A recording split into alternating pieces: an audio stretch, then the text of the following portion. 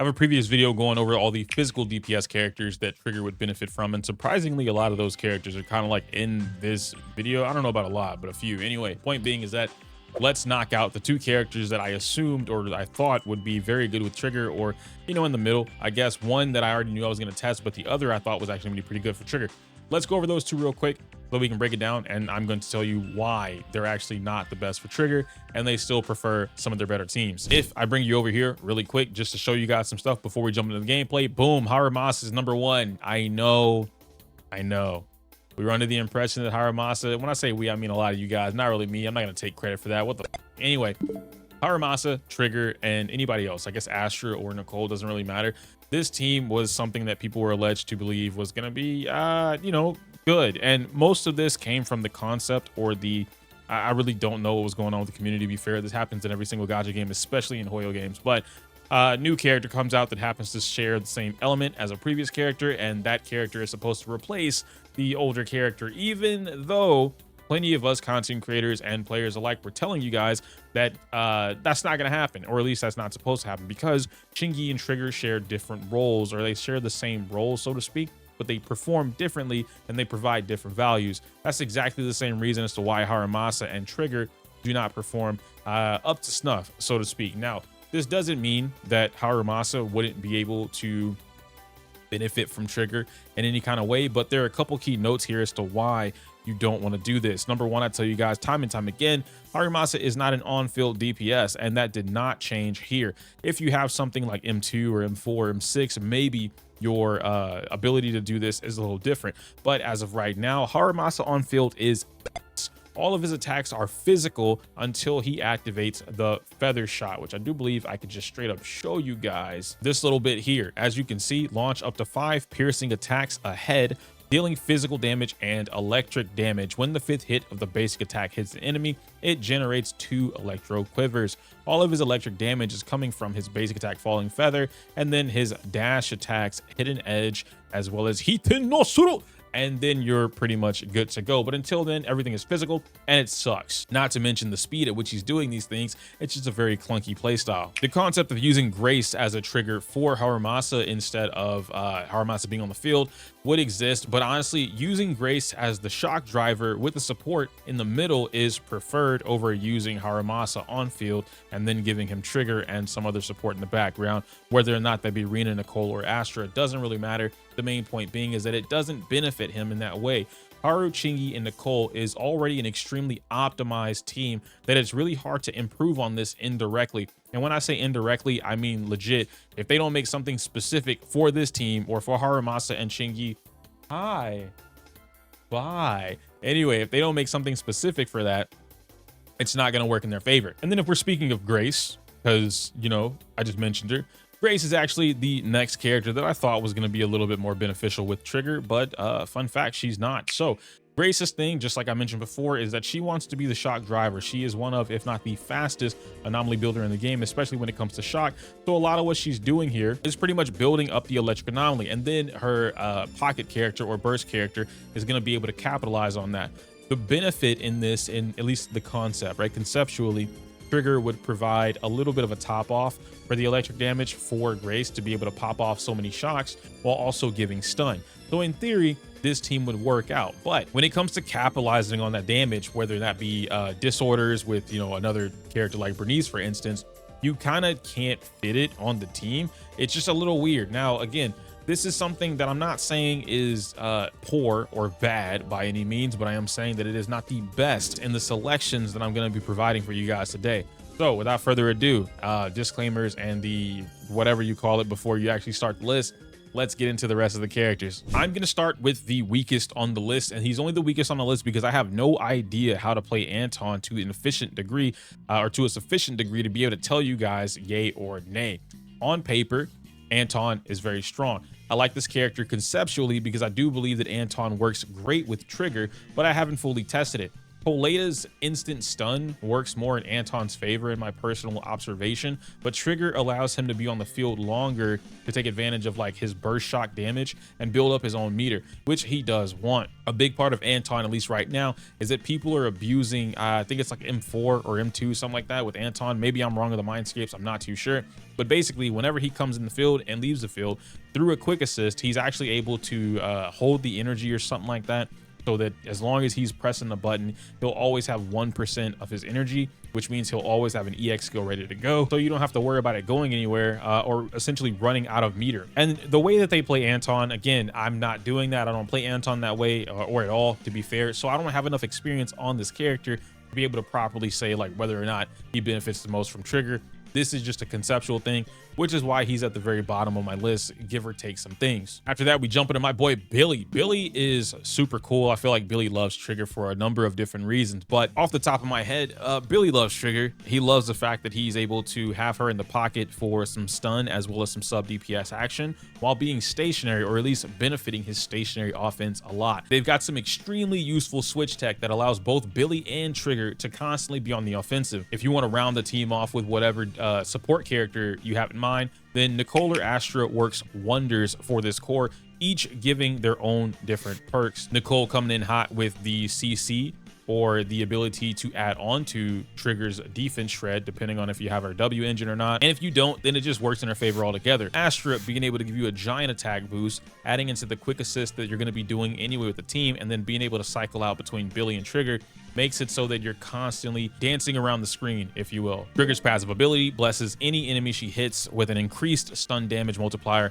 all the freaking time. Her additional passive also makes it so that she helps contribute her own damage alongside Billy's. And as I mentioned earlier, when paired with Astra, the chain attack abuse grants Billy a 100% damage multiplier for every 2 hits or something like that. So after 2 hits, he gets a 50%. You multiply that by 2, there it is right there. After Billy uses a chain attack, the damage of his next ultimate is increased by 50%, stacking up to 2 times. When you abuse the ability for Astra to allow you to do this, this turns into a 100% boost on his ultimate damage, which could go up pretty high if I'm not mistaken. But you can tell that Billy's damage multiplier on that ultimate is going to be huge, and then multiply that by 100%. That's essentially double. Even better is the fact that through Billy's mindscapes, he actually increases his own crit rate and crit damage. I believe it's M6. There we go. Is going to give him his own damage multiplier right there. M4, if I'm not mistaken, is going to be able to give him that crit rate depending on how close or far away he is from the enemy. And then M2 is going to be able to give him that extra damage from him doing these dodge counters, which, if you didn't know, anytime he does a rolling shot or triggers a perfect dodge, this is going to turn into an automatic dodge counter, which is also how you get the switch tech that I mentioned earlier. So while I don't think Billy benefits the most from Trigger being in the game or being on his team, I do think Billy benefits a lot. If I had to give you a number, it's probably top 3, but again, I'd really have to sit down and settle on like what's going on, mostly for the free-to-play case. If this is like purely free-to-play, then obviously he's top 2, maybe top 1. It's just no contender for that, because you start the game with Billy, so it kind of is what it is. I also think this works better in a free-to-play player's place or favor, especially if they're just starting the game right now, because Billy and Nicole are 2 characters that you start the game off with. In fact, all the Cunning Hares minus Nicomata are characters that you start off the game with. You pick up Trigger on this particular banner, and then boom, you have yourself a strongest forked physical team, especially one that's benefiting from any crit values or attack boosting values, so that you don't have to worry about using Anomaly right now. After that, we dig into Corin, who absolutely loves Trigger's ability to constantly attack during her extended slashes, which you can see that right here in her core passive, Hyper Focus. She gets a huge damage boost while she's doing this, and you can hold this or tap it repeatedly, and this is just a fork ton of attacks that are happening because it's a chainsaw, and she's literally going zzz, and every single one of those are doing massive hits. If you don't believe me, I literally have a video with all the physical DPS with Trigger on my channel right now. It's a previous video that I just uploaded, or maybe like 2 videos ago, but it's there. You can see all the stuff that I'm talking about, and mind you, I don't even know what I'm doing with Corin. That just goes to show you that they love each other. Maybe that's probably not the way to say that, but hey, I didn't mean it that way.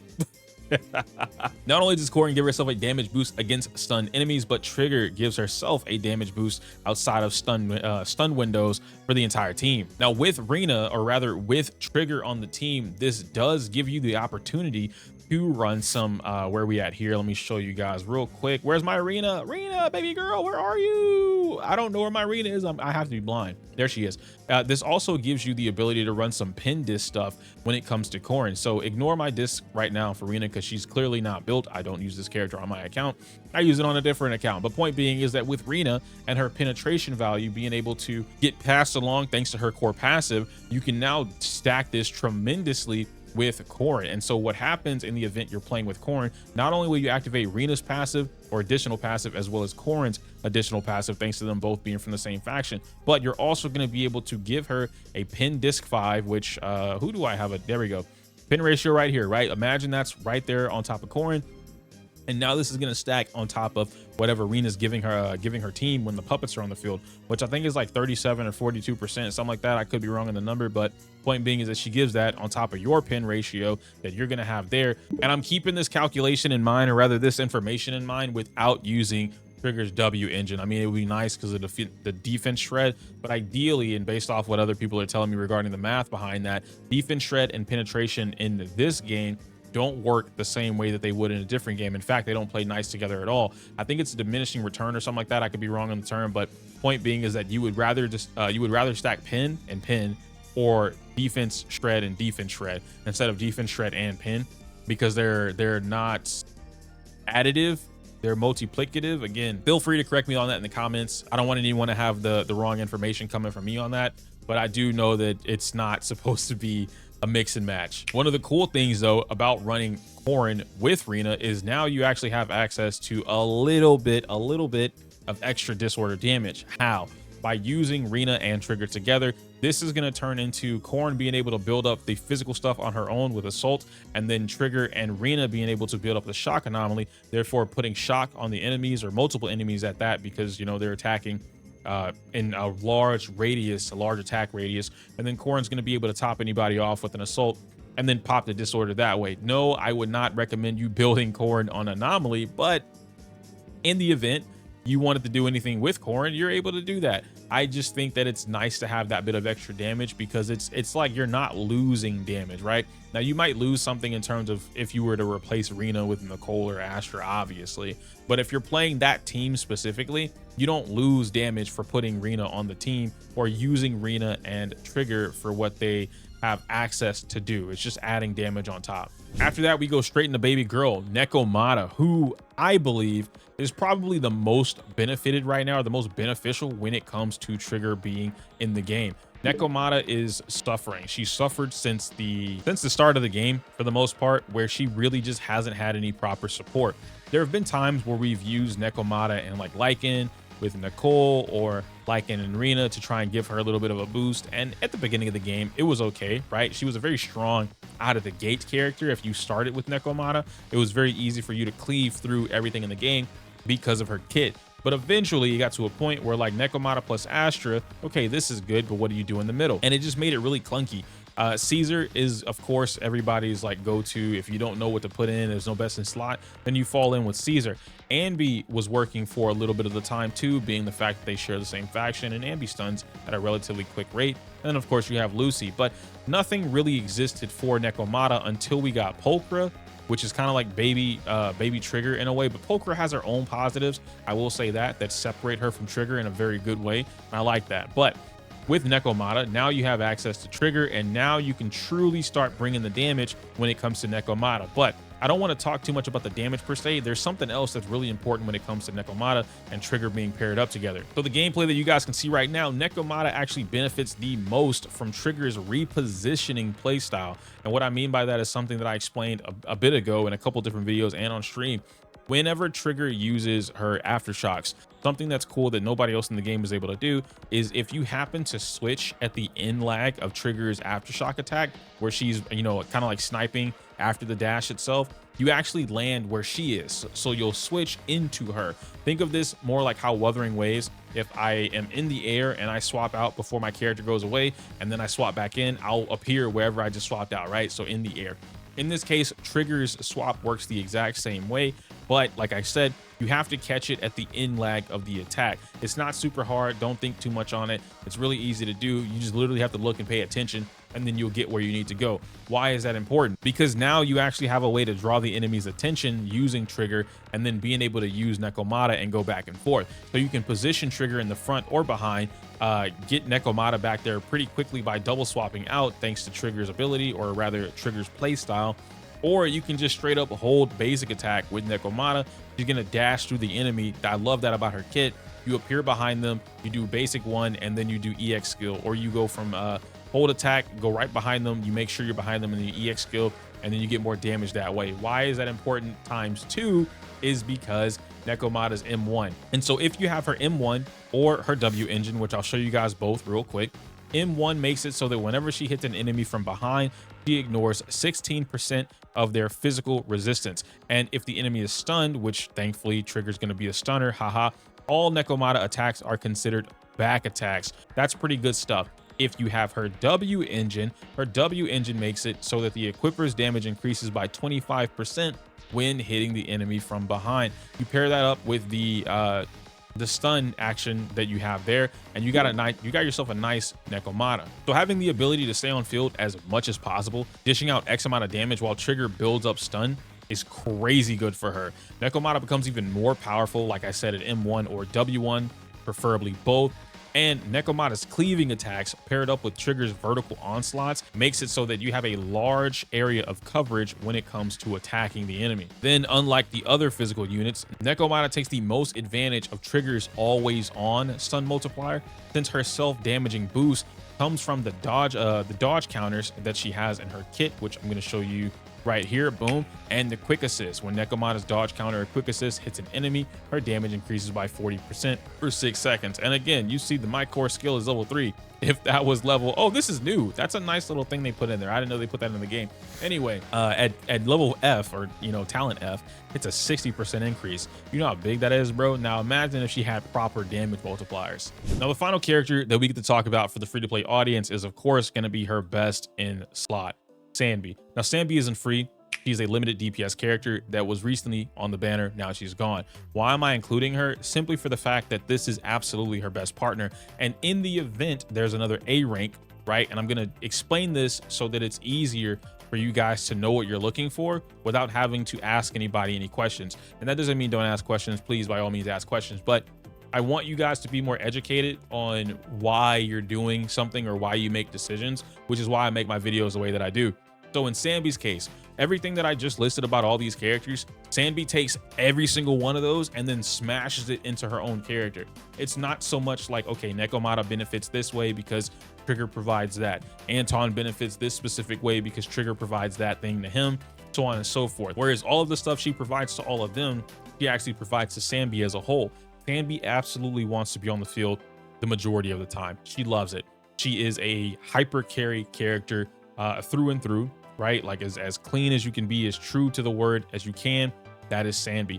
And what makes it even better is that there are so many opportunities using switch tech, dodge counters, quick assist, pairing her up with different characters, Rena, Nicole, Astra, whatever, that she can take advantage of. She can swap up her build the same way that we were talking about when it comes to Corrin and using physical damage, attack percent, or the pin ratio, depending on if you're using Rena or not. There's so much going for that pair alone. It is one of the strongest cores in the game, at least right now, offensively, of course, and I guess defensively too. But point being, it's one of the strongest cores that we have right now because it works in tandem. Everything is perfect with Sanbi and Trigger going together. In the event you were free to play, or you are free to play, and you were preparing yourself, your best bet would have been to grab Sanbi, save up, and then grab Trigger. I understand being free to play is very hard to do something like that, especially when the banners are back to back and if you're a new player. But I'm only mentioning this, like I said, so that you understand the concept as to why these decisions or things exist in the game. But other than that, you guys are pretty much good to go. I didn't go over any builds for the most part. None of those are really important. If you need builds, I'm sure there are guys that are available.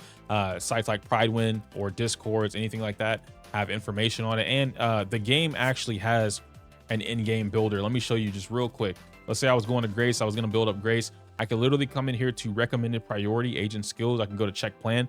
And then all of this information is here. If I were looking for something that's a bit more catered towards the community's taste, I can come over here. And so fairy suggestion is what the game suggests, right? Based off how the game is reading the data, this is what it suggests. Disk drives, proxy select, this is what the community suggests. And you see that it's actually reversed, right? 4-piece Freedom Blues, 2-piece Thunder versus 4-piece Thunder Metal and 2-piece Freedom Blues. And the discs are different. AP Electric and Anomaly versus AP Electric and Attack. And if I were looking for this, I could literally go select plan, and now everything's set up to where I'm looking for it. I can go hunt for it, right? Plan to outstanding or custom plan. If I want to customize this, because we all know there's no reason she needs these dodge attacks, right? I don't want that. So I'm probably going to go with customize. And now my basic attacks, those are cool. I can bring that up to maybe like 8, 11, because she's always doing that. Dodge counters, I can bring that to by 8. Assist, I don't really care for. Special attack, I can bring that up to 11. And chain attack, I can bring up to 11, right? And then I confirm it. I'm good to go. Select plan, and she is done. Now she has a custom plan.